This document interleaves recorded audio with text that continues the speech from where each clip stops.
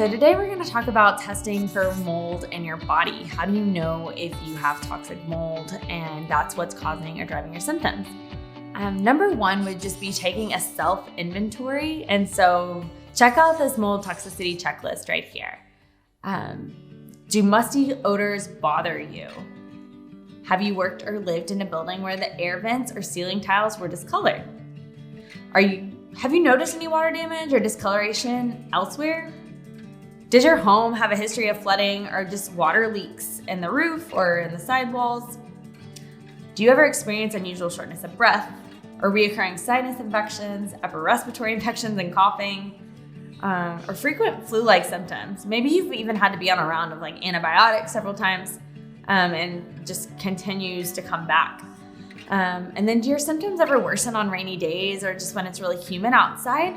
Environmental triggers can also affect how we feel. How about frequent headaches, skin rashes, and just fatigue? Fatigue that's not necessarily relieved by coffee or your thyroid medication.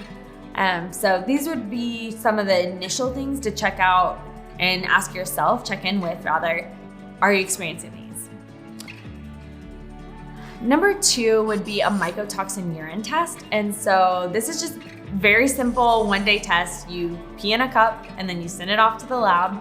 There are a few labs out there, Great Plains, Real-Time Labs, and in Vibrant America. Those are the top three that most mold literate practitioners are going to use. And these can just be a really good, just quick triage to see what are the mold levels in your body. If they come back negative or just very low, it doesn't necessarily rule out that you don't have mold though, because some people are very, very poor detoxifiers.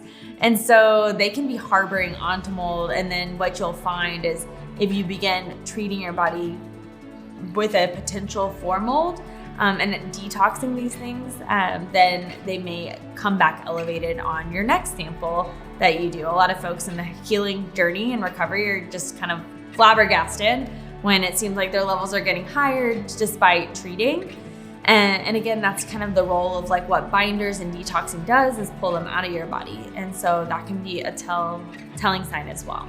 And then blood work. So traditional blood work, like a CBC, red blood cell count, that kind of thing, isn't necessarily gonna be a good mold triage. It's always good to have that in addition to several labs that some mold literate doctors will call the shoemaker labs, is very common, but one of my favorite markers to run is TGF beta growth factor with my patients. A lot of times, if that is elevated, I think mine was 3,000, and when I was really sick with mold, and a normal level would be in the hundreds. And so just for an example, that can be a good inflammatory marker to run, as can other inflammatory markers like C-reactive protein, homocysteine, if you're having some inflammation. There's just some more specialized ones that you could run as well. So things like what you see here on the screen: VIP, MSH, MMP9, C4A, leptin, HLA. Running actually that HLA-DR, which is a gene.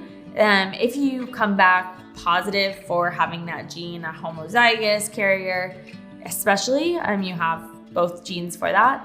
And that can be kind of that, what we call the 25% of the population that would be more susceptible to things like mold and autoimmunity in general as well. A lot of folks with celiac disease, for example, will have an HLA DQ2 or DQ8 is what we would call that gene. So we're running these with your doctor could be helpful in building your case for, do I have toxic mold in my body? Is that what's part of my symptoms? Hormone markers as well on blood work. So if you have a diagnosis of hypothyroidism, Hashimoto's, I've kind of mentioned those things briefly, but that's really common overlap with mold or mycotoxin illness, as is several gut conditions. So if you have things like SIBO and it's not getting better, or systemic and reoccurrent candida, even signs of candida like thrush or chronic yeast infections and bacterial infections as well. These can all be signs and symptoms of mold, especially if they keep reoccurring for you. Lastly, there's a test you can do at home called the visual contrast sensitivity test, and this is a test you can find online. So a lot of folks with mycotoxin mold illness, mycotoxins affect the brain, they affect the ocular nerve.